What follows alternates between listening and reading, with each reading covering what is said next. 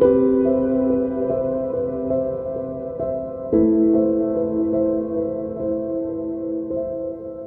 అయిన యేసుక్రీస్తు నామంలో మీ అందరికీ నా హృదయపూర్వకమైన వందనాలు తెలియజేస్తా ఉన్నాను. ప్రియమైన వారులారా, గడిచిన 25వ తేదీ మంగళవారం నుంచి మరి ఇప్పటి వరకు కూడా చాలా వేదన, బాధ ఉన్నప్పటికీ ప్రవీణ్ అన్న విషయంలో చాలా కలత చెందిన వారమైనప్పటికీ యేసుక్రీస్తు ప్రభువుతో పాటు పరలోక రాజ్యంలో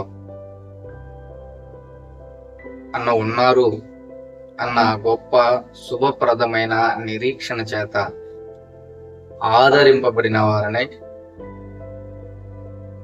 ఇది మేము ముందుకు వస్తా ఉన్నాను.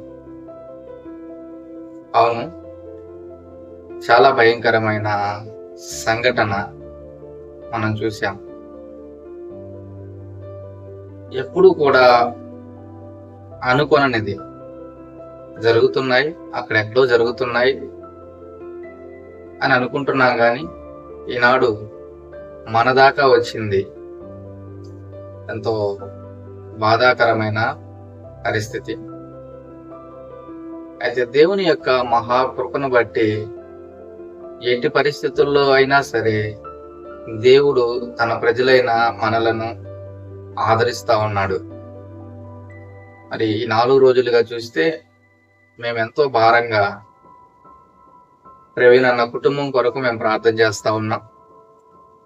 సహోదరి జెసికా గారి కొరకు, అన్న పిల్లల కొరకు, అలాగే అన్న విడిచి వెళ్ళిన పరిచర్య కొరకు, తన యొక్క వ్యాపారాల కొరకు ఎంతో భారంతో ప్రార్థన చేస్తా ఉన్నాము. దేవుడు వారిని ఆదరించాలని, చక్కటి గైడెన్స్ ఇచ్చి ముందున్న దినాలలో అన్ని విషయాలలో వారిని మంచిగా నడిపించాలని దేవుని వేడుకుంటా ఉన్నాం.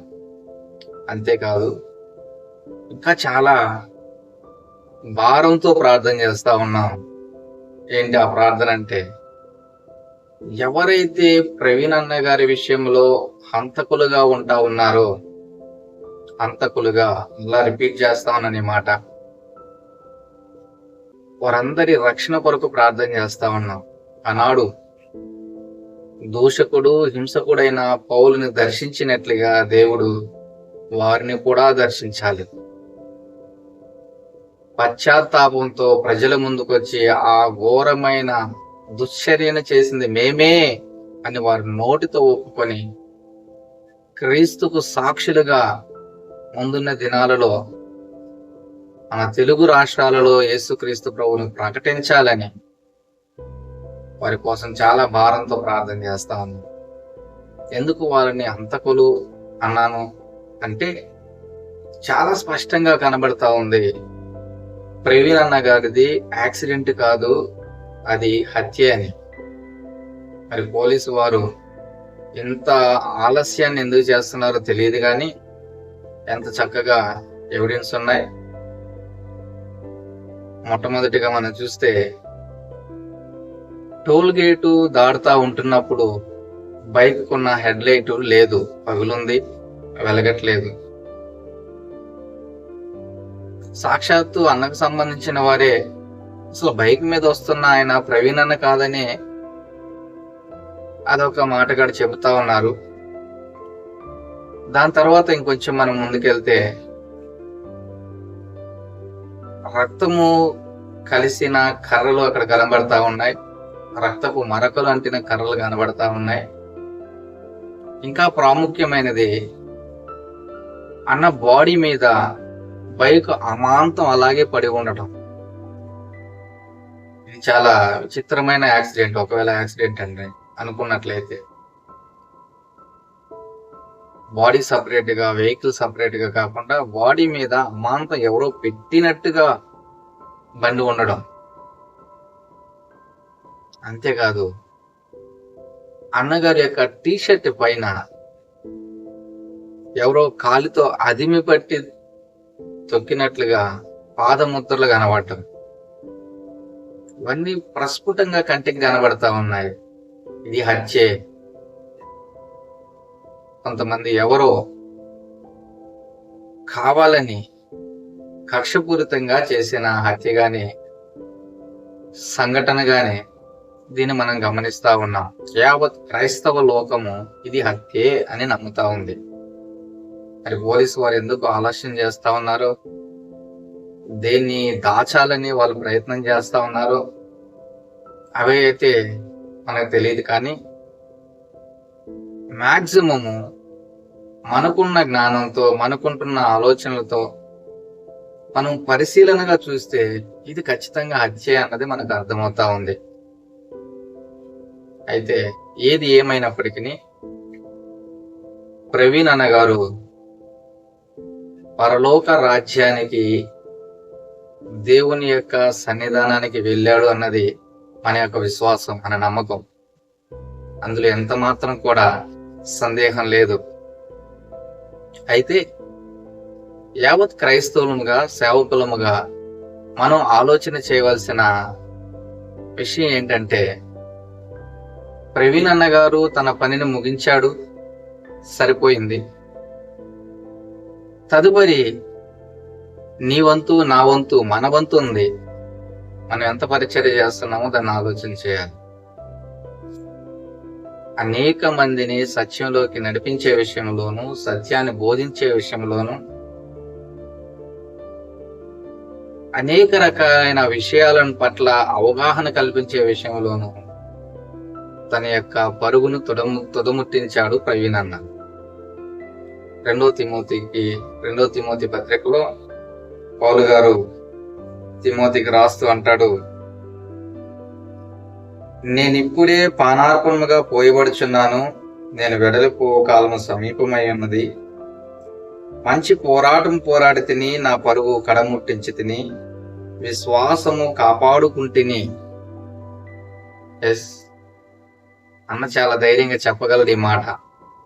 నా పరుగు తుదముట్టించి తిని లేదా కడముట్టించి తిని, నా విశ్వాసాన్ని నేను నిలబెట్టుకున్నాను, నా పని నేను చక్కగా నిర్వర్తించాను. ఓ క్రైస్తవుడా, సేవకుడా, నీ ముందు నా ముందు చాలా సవాళ్ళు ఉన్నాయి.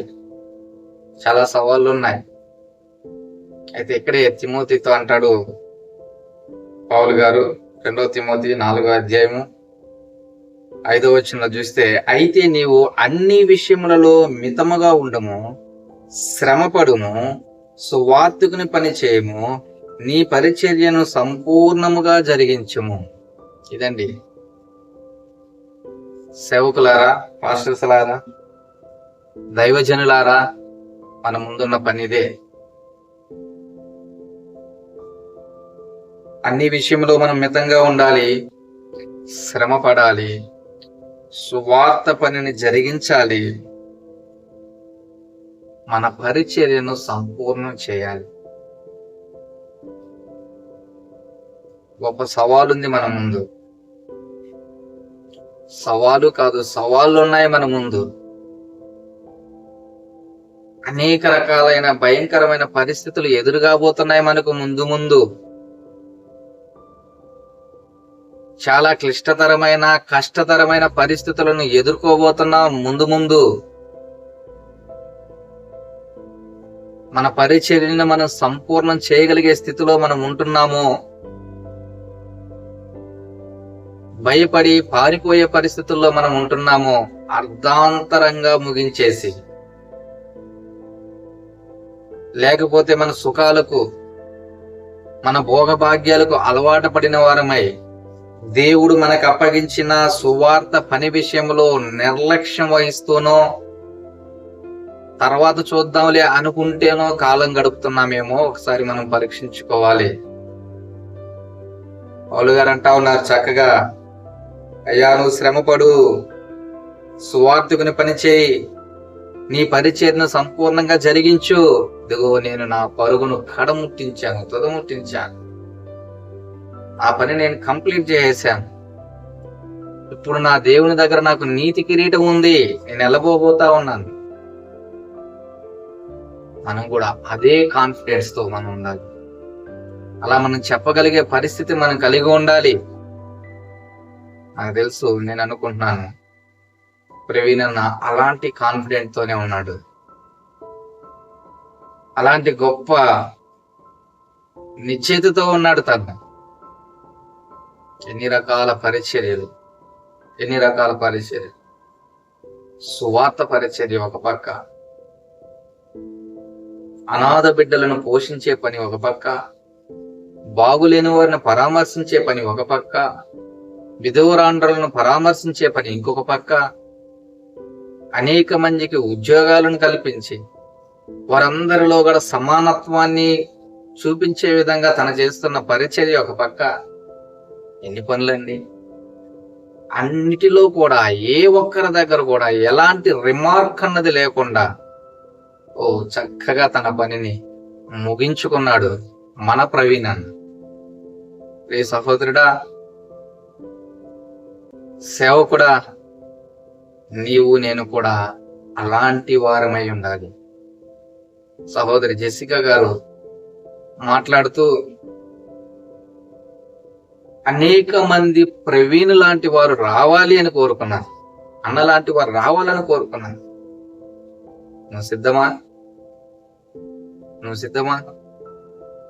నేను నిర్ణయించుకున్నాను, నా ప్రభువా